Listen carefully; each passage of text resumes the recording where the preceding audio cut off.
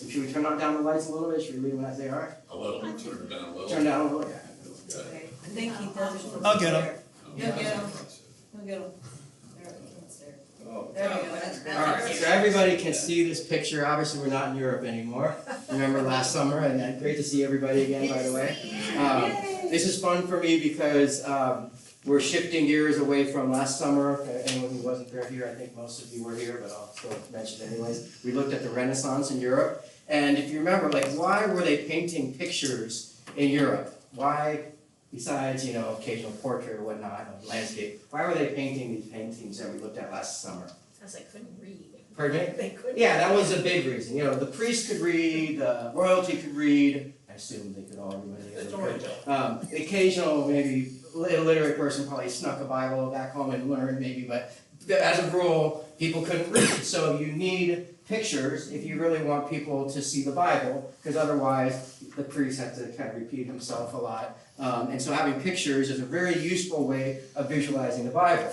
Now, when we look at Latin America, particularly Mexico and Cuba, we're not just looking at Mexico and Cuba, we're also looking at the 20th century. So that means we're not just sort of addressing those countries, but also a greater context of the world changing, right? And so if we look at the United States in the 20th century, looking at religious art is going to be not as easy as looking at religious art from, say, Europe in the 1400s, right? So there's similar changes going on in the 20th century that you see in Latin America as in the United States, which is, well, what kind of changes happened in the 20th century?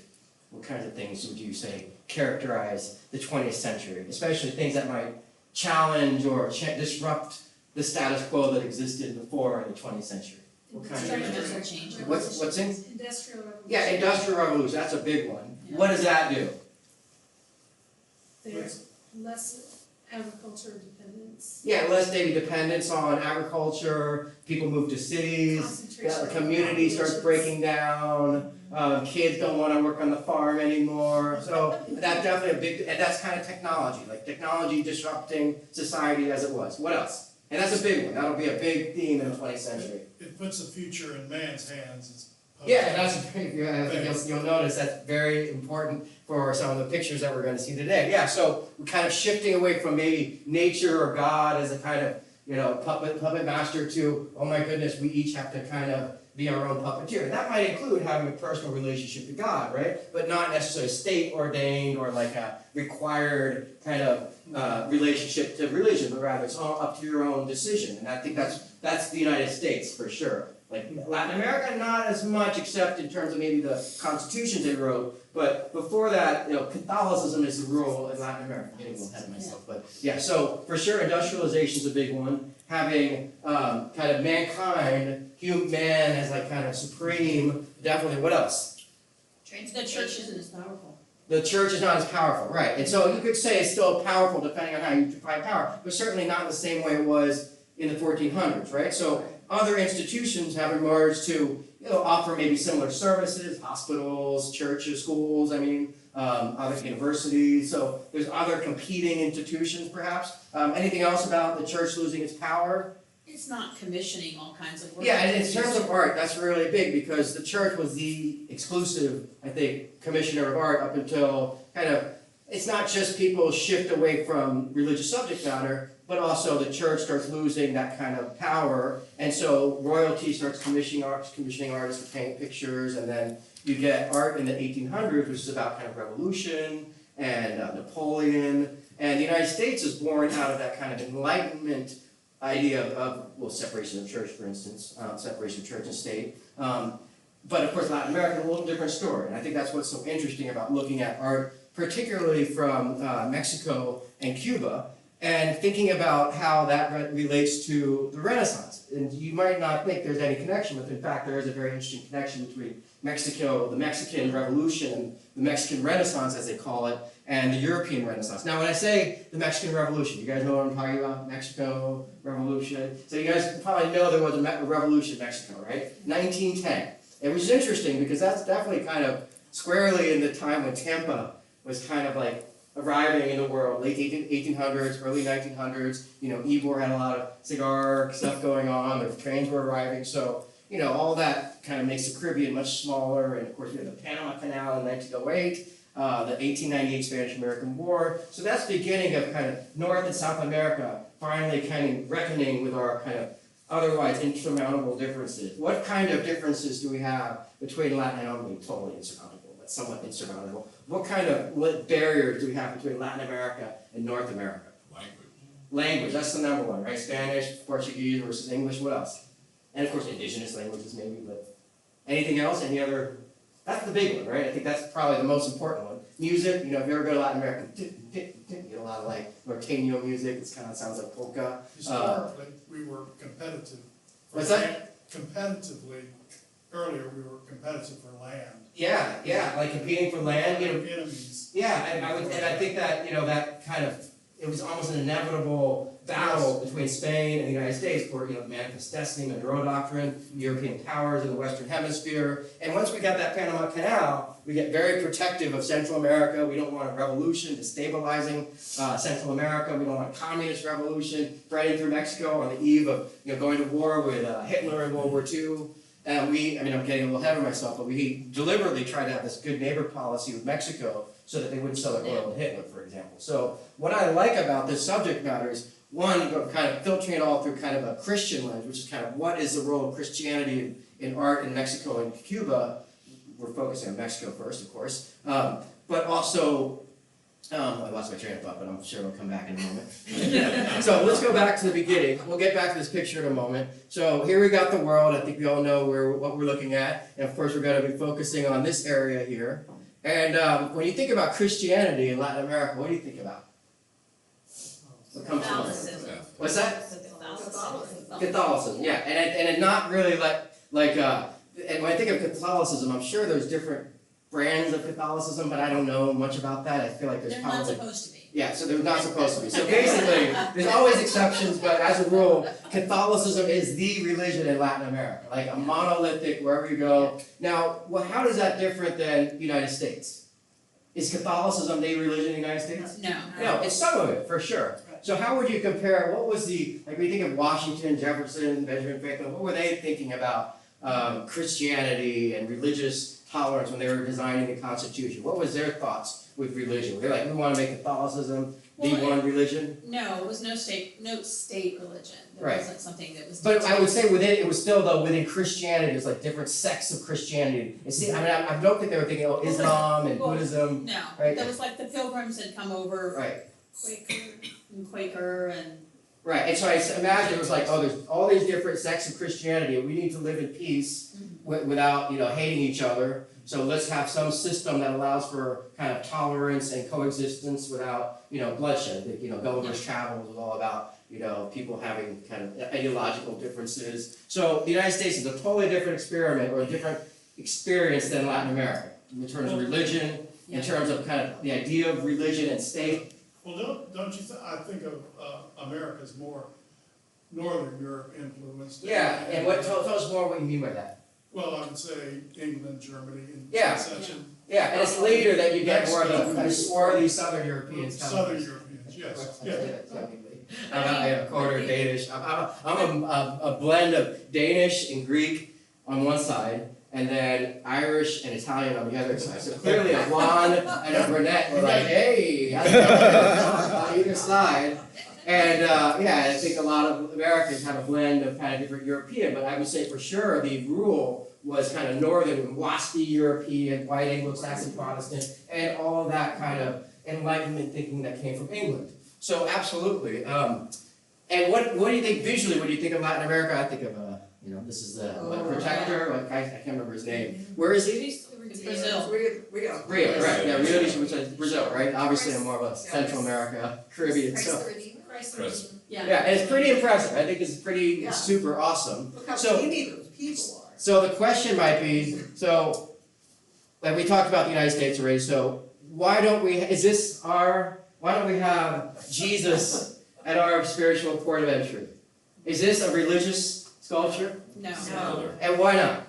It was donated to us. And why was it donated by the French? French did it. Why it was a gift? I mean, it was Gift from- right off. It's a gift from France, yeah. Yes, thank you, French. Now get out of here. Thank you. That was, I think, Lafayette, going back to the American Revolution, we had a real connection to France right up until French fries, the Freedom Prize in September 11th, if I remember. then our relationship to France has kind of been suffering ever since. But yeah, so why don't we have Jesus at our port of entry?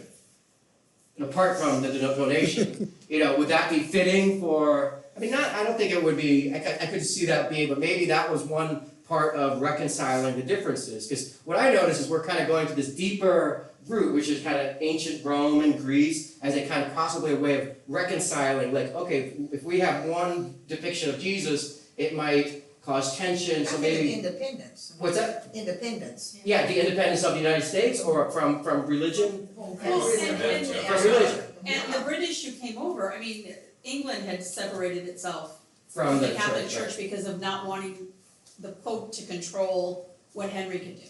Right. Good, so we're thinking about, we understand the United States has a totally different kind of story when it comes to religion. Yeah. And of course, that's also another important distinction is the history unfolding in Latin America occurs a little bit prior to the United States, and that's very important in terms of indigenous attitudes towards religion, and that's kind of going to be a big part of what we look at today, a little bit of a review of the conquest And of I Latin think America. the fundamental separation of state and Yeah, I think that's so important, because in Latin America, that's not like, people came to Latin America kind of, at first they thought they were gonna reach India, right, number one. Oops, okay, nobody do that, we convert, we slave, and we get a lot of gold, right? And those weren't like America, settler, pilgrim, that wasn't, go get a lot of gold, and, I think they wanted to transplant and start a new society Yeah. with a new religious sense of freedom, right? Well, I think the original, the Pilgrims and those that came there, but, it's always been in America too, to exploit the resources here because they were running out of resources. Right, yeah, certainly the crown had its It own may kind not of have been agenda. gold, it wasn't gold, but it was other Right. stuff. Right, so it's not like, there's no one better than the other, but they're just slightly different stories that result in very different kind of Latin American, North American experiences and of course, a very interesting question is always, well, how do we get here and where do we go from here with these differences, right? And it's religious freedom, but at the same time persecuting the indigenous religions that were. Yeah, religious freedom and what was the other part? No, persecuting indigenous. Persecuting. Indigenous. Yeah, well, especially in Latin America, also of course in North America, it's a slightly different due to things like population, North America doesn't have an Aztec empire the way Mexico does, I think that's climate for one, and also the smallpox is spread throughout North America by the time the Pilgrims arrived, which isn't to say that we didn't have our own kind of ugly story with Native Americans, especially if we expanded westward, but it's still a very different story. And also, we don't have this prevalence of Native American culture so prevalent in our culture and our blood, like in Latin America, especially Mexico, Yeah. Peru.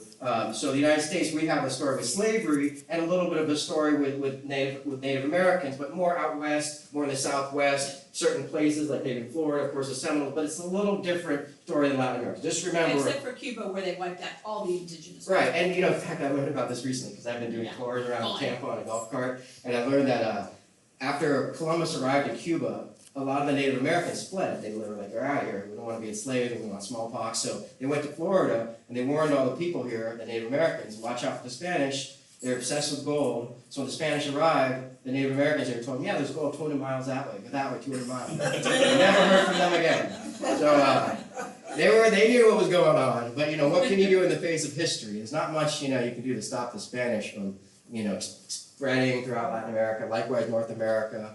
So this is just an interesting question to think about. Like, why do we go to this kind of? Well, is that like? Do you think Benjamin Franklin and Washington were they thinking, oh, if we have all this kind of pagan, Roman, Greek stuff as our sort of foundation, our buildings, is that in defiance of Christianity? Does that go against Christianity to have a? So it's an interesting thing to think about. Like we kind of lean on ancient Greece and Rome, and I think it's probably because that was like a deeper root that kind of bypasses any kind of secular or tension between certain groups like Methodist, Presbyterian, whatnot, Catholic. So just one thing to think about, that we kind of lean on ancient world, Greece and Rome for institutions. And that might be the case to a degree in Latin America, especially with Napoleon, but we'll of course address all that. I'm just kind of giving you guys I'm just opening up the can of worms, and we'll look at the worms more as we go on. So what makes Cuba and Mexico unique from the rest of Latin America? They're closest to the US. Right, that's kind of all I'm looking for here, that the proximity is really important, right? So you're doing great. I'm like out of class too, I'm like, put my hand up. So, yeah, the proximity to the United States, and that really means that there's this huge influence on them by the United States. Now, Cuba's a little tricky because, of course, the embargo, but I think it's inevitable that Cuba becomes part of either, just joins Western Hemisphere with more capitalism and whatnot. And in fact, I think when we get to Cuba at the end of the semester, it'll be very interesting because, of course, what's going on in Cuba is very topical, and I would not be surprised if Cuba becomes like Puerto Rico at the end of the year, which I think would be great for Cuba. So who are we looking at here? Very good. This is where, what was his name? Teddy Roosevelt. Teddy Cubans Roosevelt. weren't real fond of him either, by the way. He does have, what's that? Cubans are not real fond of him either. He came in and claimed to have won it when it was already won. So. You mean, wait, of Teddy Roosevelt? Yeah. Yeah. They're not, the Cubans weren't very fond of Americans for, well, depending on which age you're talking about, Yeah. which Cubans, yeah. Right now, I think Cubans were like, forget the tension we have, come on in. But I think 20, 30 years ago, there would be a lot more resentment. But they definitely depend. Like older Cubans still, I think, feel some resentment, but also older Cubans might have been born before the revolution. So it really kind of depends. But we'll talk about Cuba at the end of the semester. Because I think, or the semester. The end of the lecture series. But yes, this is, who's this again? Pancho Villa, right? Who's the other guy? The other, Emiliano Zapata with the two guys. And it's a bit, when you look at this, what's your impression of this? What does this photo say to you? Or just what's your... They're on the march. What's that? They're Yeah, marching. moving progress. It's very romantic, a cowboy revolutionary. I think there's something really uniquely romantic about the Mexican Revolution. You see a bit on the cowboys. There's something almost very U.S. about it. It's that cowboy. But also kind of like people rising up against, the Mexican government. We'll talk more about the Mexican Revolution, but this is really, a major revolution in the 20th century and right on our doorstep. In fact, he did, invade the United States, very briefly, and then we went after him like Wile E. Coyote and the Roadrunner, like marching all around Mexico looking for him, and he totally evaded us. So he did invade the United States. I think he was upset that Woodrow Wilson or someone was kind of working together with the government. So basically from 1910 to 1920, there was just like total, uncertainty in Mexico. There were a lot of different factions vying for power. And at one point, he was offered to be president. He's like, heck no, I don't want to be president, because if I do, I'm going to get assassinated. And that's, of course, what has happened eventually anyways. So in Mexico, you don't want to become president, at least back then, people knew better. So this was definitely, I think, very romantic for people in the United States in the early 1900s, just like the same way the Cuban Revolution was very kind of exciting in the 1950s. Sorry, what's that? I was a math chemistry guy. Who is this guy we're talking about? This guy here? Oh, this is Pancho Villa. Thank you. Yeah, and he's the leader of the Mexican Revolution. And we'll talk about the factors that led to the Mexican Revolution. The big one is really Porfirio Diaz. He was in power for 50 years in Mexico, kind of like Fidel Castro, stayed in power for way longer than he should have. And by the time his term ended, it was really, Mexico was ready to sort of, transform. And this was the big transformation. But the Mexican Revolution was really a reckoning on Mexico's history, particularly the kind of many centuries of treating the indigenous population as kind of like the lowest class. And that's really the real heart of the Mexican Revolution, kind of landless peasants rising up, demanding land, demanding kind of access to, labor unions and resources. And they were very successful. And that's, of course, well, what about the arts? Well, the arts comes in as a way of visualizing Mexican history to the illiterate masses. And that's where you get this connection to the Renaissance. And I'll show you so this is what we're going to be looking at this semester, this summer. And we'll talk a little bit about the first two parts today. But, of course, the Mexican Renaissance, the big connection is these artists like Diego Rivera were in Europe studying art when the Mexican Revolution took place. So he was really studying this art by European masters and thinking, how do I apply this to Mexico? How do I bring this to Mexico to kind of basically use this painting as a way to bring to life history? And the question, of course, is, well, what about Christianity? What is this Christianity play a role in the Mexican Revolution? And or even if there's nothing kind of overtly Christian about it, is it still kind of there in the background, kind of like it is here in our movies and other things. So that's kind of the interesting question, I think, with the 20th century is, what role does religion play? Has it been completely, subordinated by all these other things that we talked about at first? Or is it still kind of there in the background? And what about in Mexico? So this is a moment of glory when Pancho Villa and Emiliano Zapata on the right, they arrive in Mexico City, kind of defeating the government, and they're both offered to be president. They say, no, thank you. They go back home and eventually are assassinated. But you'll never see a more motley crew of people, I think, assembled for one photograph. And their real claim, their real their mantra, the banner of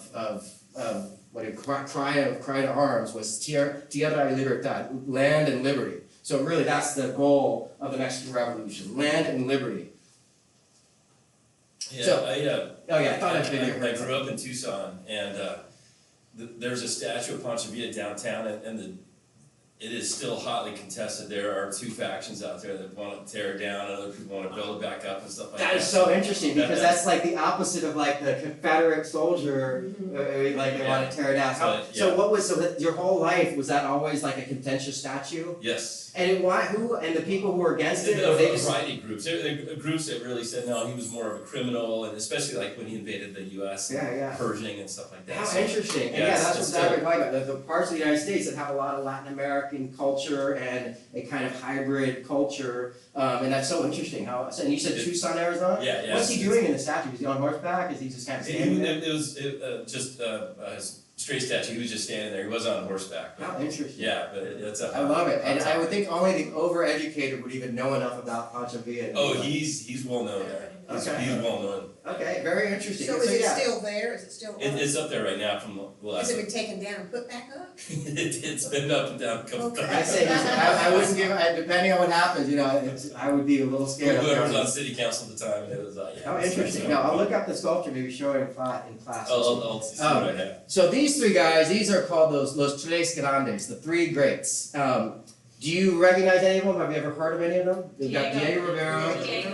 Diego Rivera is the one that most people know, and rightly so. He's really extraordinary.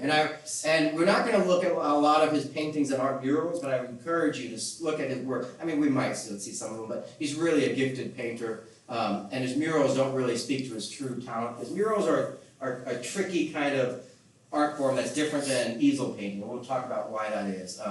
Mainly because you're not painting from life. When you're painting a mural, you're kind of copying something, and so you're not necessarily painting the person, so it feels a little less kind of lively, and so that's one thing you'll see when we look at murals, because each of these really commits to muralism. And why muralism? Well, because that's really Christianity. That's Christianity and muralism. That's what they're doing in the churches. They're painting murals for people to, well, in the case of Christianity, to see the stories of the Bible. With this case, their goal, these three artists who are hired by the Mexican government after the Mexican Revolution, to paint the history of Mexico. Why are they painting the history of Mexico? Because most people in Mexico can't read, they don't know anything about their history, so they go to these institutions like, I think I got it, yeah, good job. Whoa. Yeah, if you go to Mexico City, you go into many of the government buildings, not necessarily churches. Churches were kind of their own unique relationship to Mexico, which we'll talk about. But you go to government institutions, you see murals like this. And again, Diego Rivera was in Europe the whole time. Why? But his parents were wealthy. Like, we don't want you in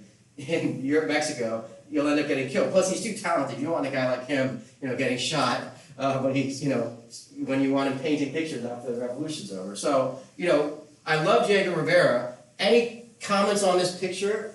Again, we're visualizing history for the average person. So the average Mexican shows up to get their little paperwork at the government, and they see, whoa, they're blown away by this huge mural. So how does what I just say explain the visual kind of what we're looking at? What's your comment? When you look at this, what's your first? There's a lot going on. Yeah, where's Waldo? I don't know where to You guys know start. Waldo? You guys know where's Waldo? That's where you find Waldo. It suffers from where's Waldo-itis, for sure. Now, very- why does he have, well, how would you describe the picture? Very multicultural. Very multicultural, It absolutely. is. A lot of, including a lot of different groups, right? What else is it doing?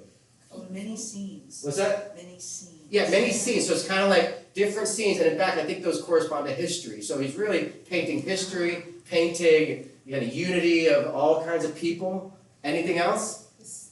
There's no obvious focal point. And that's great that you saw that, because that's my biggest criticism of his work, and that's really tricky when it comes to murals too. Now, in Christian murals, usually Jesus and the Virgin Mary would be the focal point.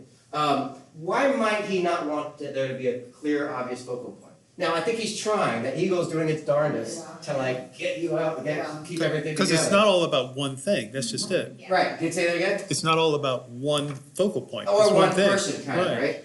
But there's a lot going on there, from Right. defense, sparring off attack, and internal cleansing too. They're killing people inside in the loop and maintaining Aztec culture as well as Right, so it's like everything history, else. warts and all kind of thing. It's not trying to sugarcoat anything, there's no whitewashing. It's really, you show up, you're an indigenous person, maybe all you've ever known is, this one sliver of Mexico, and then you see, oh wow, there's all this like history of Mexico, and they're not trying to whitewash it, they're really trying to atone for many centuries of ignoring this history, and now basically saying we need to paint this history and understand it, and all of us are connected by this history. So you're really, in the end, it is really a very powerful way of saying nationalism connects all of us in spite of our differences, and this painting really brings them all together in a wonderful way. And I think Diego Rivera is doing his best to try to not put one group on top of another, or one figure, one individual, because he's really kind of, one, he's a communist, or at least trying to be a communist.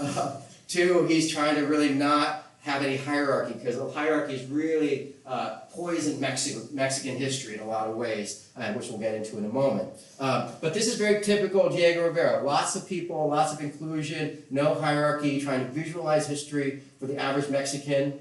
And again, he was not in Mexico during the Mexican Revolution, so I guess a little bit of this is like secondhand. But he's also telling the story of the history of Mexico in different kind of chapters that you see in the building, kind of within the vault.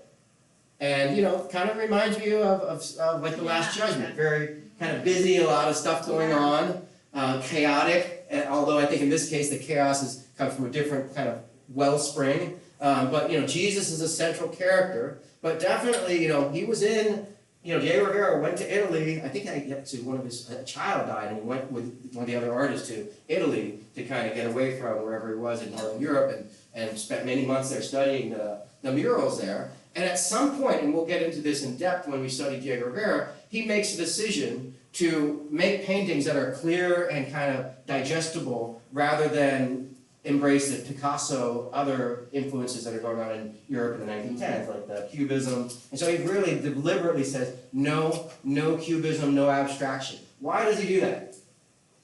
And this is really kind of the heart of the 20th century kind of abstract art or traditional art, kind of something that people can kind of like understand and recognize, like Norman Rockwell, or like, blobs of whatever. More illustrative. Yeah, more illustrative versus. So why might Diego Rivera want to embrace a more illustrative kind of clear kind of this kind of art form versus say like Guernica, right? Maybe he doesn't wanna have questions. Okay, we'll get He wants you to understand what he's putting out there. Right, what he's right. trying to show. right, and that's a good answer, I think. And who wants who to understand it? The people. Right, the average person. So again, like just like the average Christian who can't read might need some kind of visualization. We want the average Mexican to be able to look at a picture and say, okay, I get this without it being confusing. And we'll run into this problem with the Cuban Revolution too, because the Cuban Revolution, do you think Fidel Castro is like abstract art? I love it. It's so transcendent. It goes beyond propaganda. I love it. No, he's like, I can't do anything with this. This is useless garbage for me. We need like clarity. We need revolution in everything. So it becomes a really interesting question in the 20th century, and you can understand why that traditional illustrative art, naturalistic art, really has to kind of navigate through the politics of the 20th century. And Diego Rivera is very interestingly totally embraces clear kind of maybe clear art, we'll call it clear for now, or more illustrative art, as you say. When you And this think is just whoever commissioned this wanted that. I think the idea is, Driver's seat, I would think. remember, the Mexican Revolution is really the one who commissions, the Mexican Revolution succeeds, and they hire artists because they know we need something to crystallize a sense of identity, because else it'll spin into chaos again. So the arts becomes a really powerful I'm form sure of, abstract wasn't even Yeah, I don't think they ever. Considered, no. Yeah, it would be like, kind of like, totally inappropriate, you Yes. know, like completely, The common man wasn't gonna understand, actually. What's that? The common man, and that's what they were. right, and now there They're not are gonna some, understand. well, let me jump ahead to that, so. I think the common man doesn't understand it to this day. Yeah.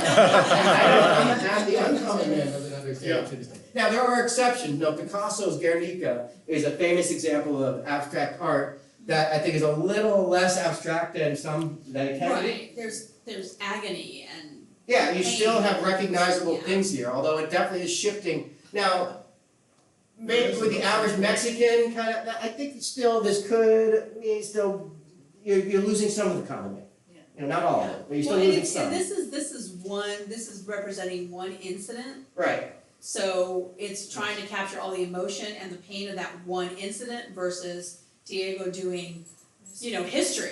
right. Let's get back to this one after, come back to this. So, so we see this painting is what he does in Mexico. But these artists, so artists in the United States in the 1920s, 1930s, we're still kind of getting away from Europe. We still haven't developed a real, like, clear sense of American art. And so at this time in the early 20th century, we're still like treating Europe kind of like, that's like Europe's like ivory tower stuff. We've got our own, you know, American style. But we don't really have fully developed a full sense of like, what is American painting yet? I mean, we've got John Singer Sargent and others, but still we're kind of copying European masters. But when Diego Rivera comes along and these other Mexican muralists, people in the United States are like, what? These Mexican artists are putting us all to shame. They're really like carrying the mantle of art into the New World, and the United States is completely shamed to the point where we're like, we need to invite these guys to the United States and have a little bit of that rub off on us. So the United States invites these artists, and there is a certain kind of political game here. There's, you know, the John D. Rockefeller is the one appointed to have this good neighbor policy with Mexico. You know, he's Standard Oil, and we want all that oil. So there's a certain kind of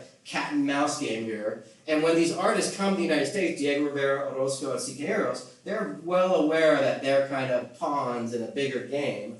And so and each of them has to figure out how do they kind of stay true to their own kind of communism or whatever. But the irony is that each of them, when they do come to the United States, because we invite each of them to make a mural, each one of them, I'm sure they didn't plan on this, but here I am, pointed out, each one of them paints a mural that has a lot of Christian imagery in it. And I think that's very interesting. And the first one is this one. So Diego Rivera paints this mural in New York City. Now, we're going to go into the context for each of these when we look at each of these artists individually. I'm just kind of presenting it. You can't go see this. You know why? It was destroyed. I don't want to tell you too much about it, so there's plenty to talk about later. But yeah, this mural is not visible in New York because it was destroyed.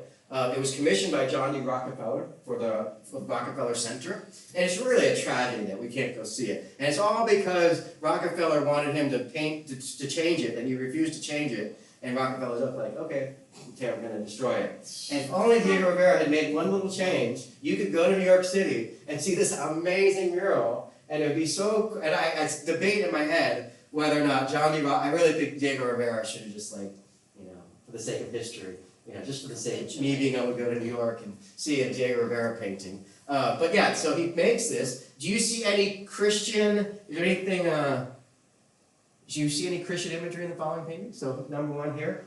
No. Anything? Well, I think you said something earlier about man being supreme. So definitely I thought about this painting where you see this guy in the middle kind of, and we'll go into the details more in depth later. It's anything stand out as Christian to you?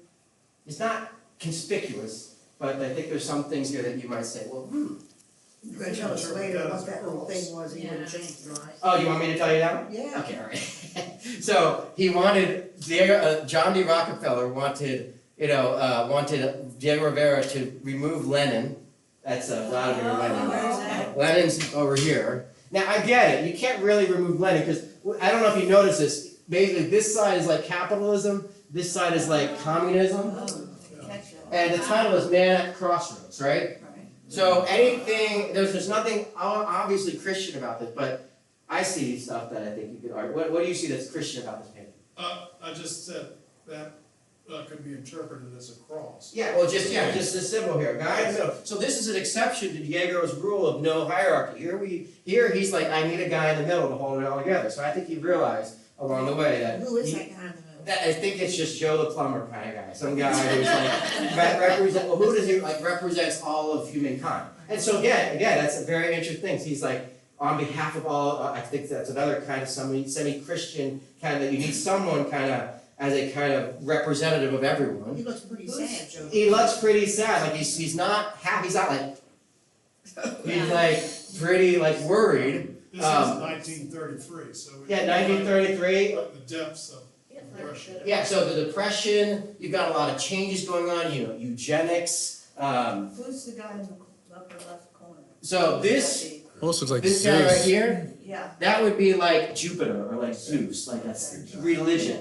okay. So and this over here is important too because he no longer has a head, and notably he has a crucifix right here. So you know this is kind of like I see this as like Diego Rivera say there's two options kind of. And that's a little obsolete because I think you. But then look at the guys in the gas masks. What's that? The guys in the gas masks. This is like industrialization and war. That's war in old wars. Right. Guys in gas masks. This for me has always looked like Condoleezza Rice. I don't. He was prophetic. It's very. But so we've got Charles Darwin. Got Charles Darwin here, and the X-ray. He even threw in Rockefeller. I think in a later. He repainted this in Mexico City, and I don't know if this is a reproduction of the original or the other one that he painted. So he did go back and repaint it in Mexico City, but it was destroyed because he refused to replace Lenin with Lincoln. They wanted him to. Rockefeller wanted to put Lincoln there, which doesn't really make sense. That's the communist side. But Yeah, that doesn't really make sense, I agree. But I wish they had kind of come to some kind of term because it would be so cool to see this in New York City. How did he destroy There's a it? movie scene where. Yes, at Frida. With Frida and that if Rockefeller comes and she says some disparaging things in Spanish Yeah. about Rockefeller. Yeah, well, he was a notorious, and not him, maybe it was the Ford, Edsel Ford, the Ford guy, I know it was Edsel, but he was a notorious anti-Semite. And Frida Kahlo, when we talk about Frida Kahlo, there's a fun moment where she kind of gives him a little bit of grief about that. By the way, these little prism shapes, those are like refracted light reflected from the prism of like the cosmos, the microcosm and macrocosm. And so for me, when I say it's like humankind almost has like divine like powers at this point, ability to control nature and industrialization. And here's this guy in the middle who looks completely anxious and like, oh my God, in over his head. But I still see a lot of kind of Christian, not overtly Christian, but like it's still relying on a kind of Christian kind of quality to the central figure being almost like crucified by, industrialization, or at least he becomes kind of someone who represents all of it. And of course, man at the crossroads. So there's kind of there's veiled references to Christianity. I think that's going to be something you have to really kind of use as your kind of way of understanding these pictures we look at. Well, let me show you another one. So this is a different artist. So this is the one that Orozco makes. And this is part of a much bigger mural that's in Dartmouth College. And this is national patrimony. It's protected by the federal government. So this will be around much longer than us. And this is up in Dartmouth College. And it's just the final part of a much bigger mural, which is really interesting, called The Epic of American Civilization. So he's trying to kind of bridge North and South America and has this kind of moment with Christ here. And what do you see here? Definitely not like a very I wouldn't say it's a celebrating Christianity kind of picture. And yet he's kind of needs Christianity to understand kind of epic of American civilization. So we definitely need to understand this with some more context. But again, the first artist, Diego Rivera, paints a picture of New York that had a lot of Christian kind of stuff going on. This one, obviously, he's kind of making some statement about Christianity, which we can get into later on. It looks like Jesus defeating the cross, defeating Hinduism, defeating the old and Jesus world is kind of, gods, Jesus everything. is kind of like reinventing Jesus, and I think we have to kind of look at the big greater mural. And he has the holes in his feet. Yeah. Yeah, you still got the stigmata. Yeah, it's really interesting painting. I can't tell if it's, you kind of have to look at the whole painting as a whole, and you have to understand this is on the eve of World War II. Remember in the 1930s, people on the left and the right, for a very brief period, were like, let's put aside our differences to stand up against Hitler. And then, of course, after that happened, the waters divided again. And this is, I think, him trying to use Jesus as some kind of symbol for understanding this kind of very uncertain period in the 1930s. Again, we'll look at more of these artists to help understand them better. And the last one is Siqueiros, who paints this in Los Angeles, and this one gets whitewashed immediately. So the only one that survived of the three paintings, this one I think was restored recently. This one is permanent for sure. This is up in Dartmouth College. The whole mural is really impressive. I think it's really neat. He's one of my favorite artists of the three. And this one you can't see unless you go to Mexico City. So 2 out of 3 of them were destroyed. And I think this one's kind of is the most obvious one for perhaps why. This is in Los Angeles. Anyone any Christian imagery here? Yeah. What do you see here? The weird crucifixion. Yeah, it's a weird crucifixion of like an indigenous person kind of thing. And again, this is an artist who comes to the United States, and I think in this case he's deliberately kind of poking, jabbing, being a little confrontational. And what do you think is the message here? It's a little hard to, so Siqueiros is the youngest of the three, and he suffers from not wanting to look like the other two artists, and so he's like, doesn't have anyone in his he's not filling it with tons of people. He uses a lot of spray paint. Some people say he's the father of spray paint graffiti. We'll talk about that more when we look at his work. He's definitely one of the first artists to use airbrush. He actually held a workshop in New York where people like Jackson Pollock and others attended and were very influenced. So you could say this guy's kind of the father of that kind of American abstraction. Well, I think those two fellows up there. Yeah.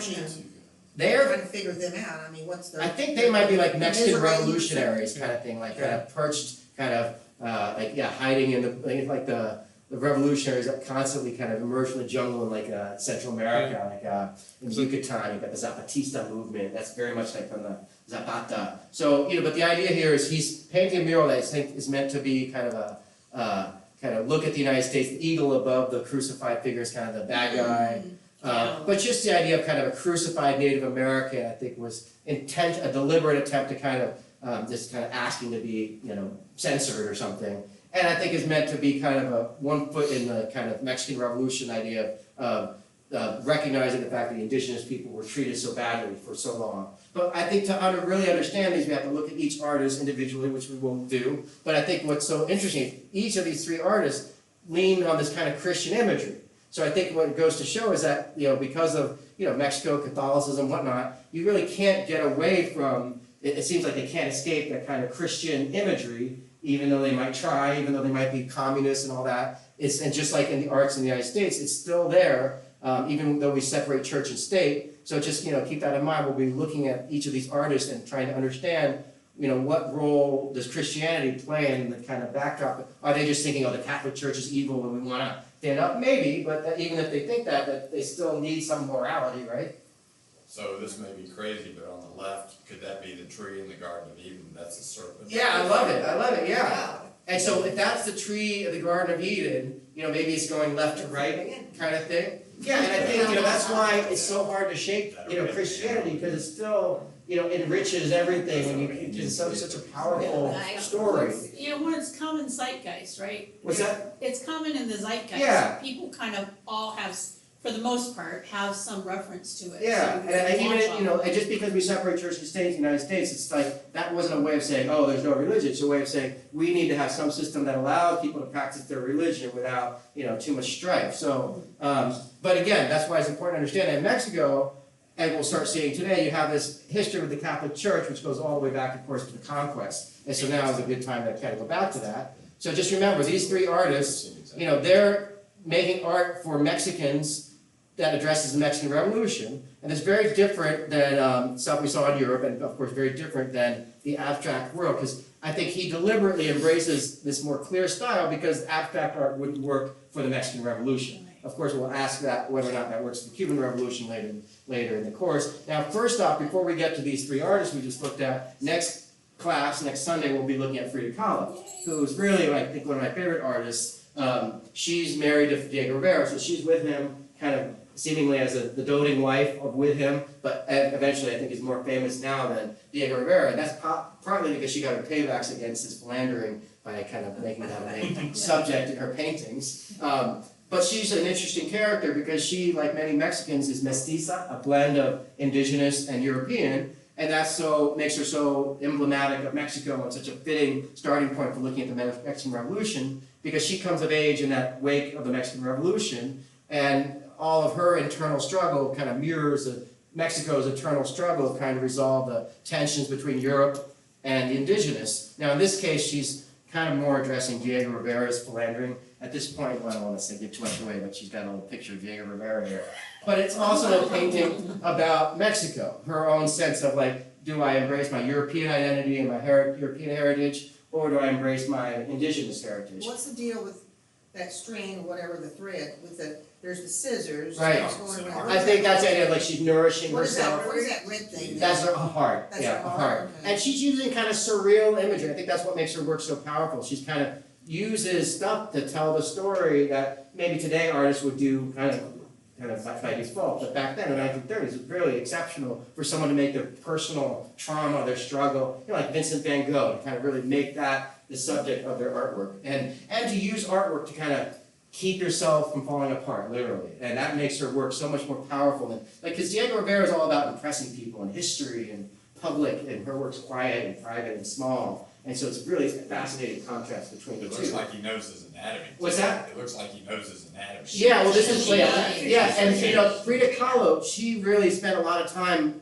healing from injuries she suffered. So she's had a really supportive father, gave her a camera, she's really into books and reading and microscopes. So she really draws on a lot of that imagery, microscopic imagery, to her credit. And the artery is kind of connecting the two. It's basically, she's like split herself into two halves, like Superman fighting himself and having to kind of resolve the tension within. And it's a great mirror for the tension in Mexico between indigenous culture and European culture. So we're going to briefly review some of the stuff we've looked at maybe last summer. Now, Aztec art is pretty much the most terrifying thing I've ever seen in my life. So, and I say that because, you know, so the Aztecs had just conquered Mexico. They came from the north, and everyone around them was really like, oh, the Aztecs are the worst. They conquered all of us. So by the time the Columbus and Cortez arrived, the Aztecs had a lot of enemies. And so because of that, that's really what helped Cortez defeat the Aztecs, because the Aztecs had a lot of enemies. And, you know, human sacrifice and capturing people and sacrificing them and blood rituals, those are very central to Aztec religion. And, you know, again, goes back to Frida Kahlo and blood. You know, you can't look at blood in Mexico without thinking, you know, Aztec religion as well. But of course, you could see an overlap with Christianity with blood. So there are interesting cases where you could say that indigenous Aztec religion and Christianity do have some kind of, you know, they blend together. But the overall history is one of kind of converting Aztecs to Christianity, and there's a lot of bloodshed involved in all that. And that, again, I'm setting the stage for the Mexican Revolution, because most of this artwork was really buried and just forgotten deliberately for many centuries. One, because it's so terrifying, but also because it was really, you know, you can't have Christian people praying to Christ and praying to Coatlicue. And she's like the lady with snakes on her skirt. So she's like, it's got a skirt full of snakes. So definitely not very easy to reconcile this with Christianity. And a lot of this artwork was buried underground for many centuries and was only unearthed in the late 1800s. And that's the same time that Porfirio Diaz had been in power for so long. So there's kind of, you know, these threads in Mexican history are kind of just waiting for this reckoning of indigenous history. And then, of course, there's other changes going on, industrialization, nationalism, and just kind of Mexico overcoming its own inner struggle. And this is a painting of the capital of the Aztec Empire, painted by Diego Rivera. And Diego Rivera, of the three Mexican muralists, really makes a commitment to paint the Aztec Empire, to bring it back to life using artwork. And that's what you see here. This is the capital of the Aztec Empire. Probably the coolest place ever. It's really, you know, Mexico City's, you know, completely built over this lake. So there's a ton of flooding every year in Mexico City. And it used to be a huge lake, now it's like a huge city built on a lake. So not a very happy story there, because it looks like it must have been like Venice or something. Even the Spanish were completely blown away. Of course, then they were like, now let's destroy it.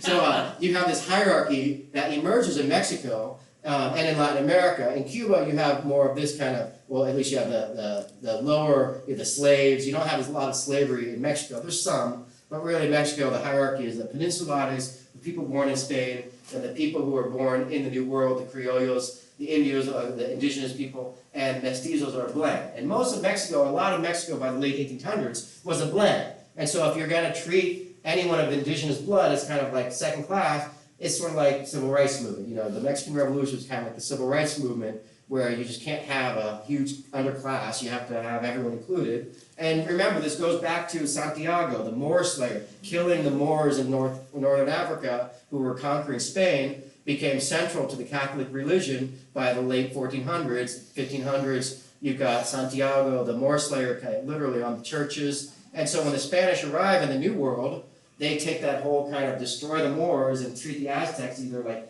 kill them or convert them, but there's not really many other options. And again, this is very different than the story of the United States. So notably, this date, the late 1800s, this is an artist in Mexico looking back on Mexican history. What would you say? Is this a positive portrayal of Mexico? No. Yeah, so what do you think this guy's doing? So this is a little kind of a generation before Diego Rivera. And so what would you say the message of this painting is? The conqueror is killing all the natives. Yeah, there's nothing knight in shining armory about it, right? At first it might be like, oh, there's something, these are good guys, but then the more you study it, what's the basis for him being bad? Looks like greed. Well, they're. What's that? The unevenness, he's in armor. Yeah, disproportional, yeah, one, armor, sword, and no weapons, and so we sympathize with this figure here. Any Christian imagery here? Yeah, Where? well, he looks like he's crucified. Yeah, so the crucified pose, and that's, you see that a lot in art and movies, again, another zeitgeist, you might say, but I think the idea here is that you're recalibrating your sort of compass here and saying, oh, it's not the Spanish who we should celebrate in history, but rather we need to atone for this kind of massacre, right? So yeah, I think this really shows a shift, toward kind of understanding, reckoning with Mexico's erased history of indigenous people. And again, remember, this all goes into how the average Mexican sees the Catholic Church. Do you see it as like kind of part of this massacre, or do you see it as kind of separate from that? And I think it'd be very hard for an indigenous person or someone like Frida Kahlo, an educated person in the late 1800s, early 1900s, to look at Mexico's history and not feel some kind of bitterness towards what happened with the Native American. Just like someone of African descent here would rightly kind of feel some bitterness about slavery. So in addition to that, of course, smallpox, completely wiped out. Now I don't think the Spanish generally were deliberately, I think there's some cases where they did deliberately use smallpox, but generally I think that was just kind of came with history and them not being having any immunity to it. But when they did learn about smallpox, they did, probably well into it. They did. I think there's some cases where There were given blankets were given. Yeah, blankets. I've heard that. Yeah. Infected. Yeah, that's so cruel. But yeah, really very quick and rapid decline because of smallpox. And so this all factors into how people's attitude in Mexico is shaped about the Catholic Church. And they see the Catholic Church as kind of enabling this, or, and of course the idea after the conquest, there's Cortez and Malinche in the front, and these are the allies who were enemies of the Aztecs, who allied with the Spanish. After defeating the Native Americans, it was all about literally erasing the artwork. So there's two friars, maybe Jesuits or Dominicans, literally setting fire to the religion. And so for the next several centuries, up until the Mexican Revolution, it's really all about erasing any Aztec history, treating anything indigenous as kind of not worthy. There are some cases of blending the two religions, feathers, birds, blood. There's some overlapping imagery with Christianity. I think we saw last year some examples of using feather art to convert the surviving Aztecs to Christianity. And yeah, there are a lot of Aztec, even today, there's a lot of, indigenous people in Mexico who are Catholic. And I guess each person has to find, either they don't know about the history, or they don't care, or they just have found a reconciliation between, Aztec history and Catholic history. But whatever may be the case, you definitely have a different story with religion in the New World comparing, North America and South America. And this is all very important for the Mexican Revolution, because the history of Mexico until the Mexican Revolution was really all about the upper class and kind of treating the indigenous people as not part of Mexico. And of course that means you leave them uneducated, they don't get electricity, and so you really can't, so there's art from Mexico to convert the Native Americans, and that's what we saw going on in Europe at the same time in the 1500s. That's Jesus by Da Vinci, or at least I think it might be by Da Vinci. And so the three real powers in Mexico are the church, the government, and the caste system. That's the hierarchy, kind of like in India, where you got the untouchables and everybody else. And it's really not a good system to have, hierarchy, because, you know, it's gonna really poison everything. If you've ever seen a Slumdog Millionaire, you know what I'm talking about. And so this is a painting by Orozco from the 1920s, reflecting on Malinche and Cortez. So what would you say, is this a positive picture of Cortez? No. Yeah, it seems like, what about it seems like not positive? Person, Was that? whatever it is below his feet. Well, yeah, it's almost like this is the offspring of their union, kind of like a dead Native American. It's some kind of like, it almost feels like St. Matthew defeating the dragon. Sometimes you see the dragon under the foot there. But he's definitely kind of coercing Malinche. But this is kind of, this really speaks to the heart of Mexico, kind of this you know, reconciling these two like opposites, right? The two cultures. And of course, you know, giving birth to new children, the offspring of them is a mix of the two. So that's kind of, it speaks to Mexican history. And then an element of this that almost reminds you of like the Frida Kahlo painting, the two, you know, two sides kind of coming together. So that's going to be a big theme of reconciling these two sides. And a big part of that, of course, is, well, what is this, how does religion, what role does religion play in this reconciliation? Do they just kind of, do they use religion to navigate through it, or are they kind of treat it as kind of part of the problem? And that'll be up to each individual artist to kind of decide. And of course, Frida Kahlo likewise has her own relationship to religion. As we'll see with her work, she channels a lot of this Catholic tradition called ex voto paintings, where they hire an artist to paint pictures of their suffering. Like maybe they go through a miracle, or maybe through like a calamity or a fire, if a home gets set on fire. We hire an artist to paint that, and then they can remember it. So there's an interesting tradition of hiring artists to paint suffering, and that's a tradition that she draws from, and we'll see that next class when we look at her work. Yeah, and I think that's a good place to stop. So we'll basically be looking at Frida Kahlo, then Diego Rivera, Orozco, Siqueiros, then we'll be looking at Cuba and Cuba's relationship to religion, and yeah, throughout I think we'll be looking at kind of how that compares to the United States, and that'll be what we're doing this summer. So I hope you guys all come and check it out, because I think it'll be really interesting to see the 20th century from the point of view of Mexico and Cuba, and also to think about what role religion plays in the 20th century, because it's not just Mexico and Cuba, it's also the United States, and you know, technology and religion, and what do we do with it? We're, you know, we have all this power, and it's kind of overwhelming. I think that's definitely one of the big themes of the 20th and 21st century. So, okay, any questions? Thank you. All right, I'll see you guys next Sunday. Thank you very much.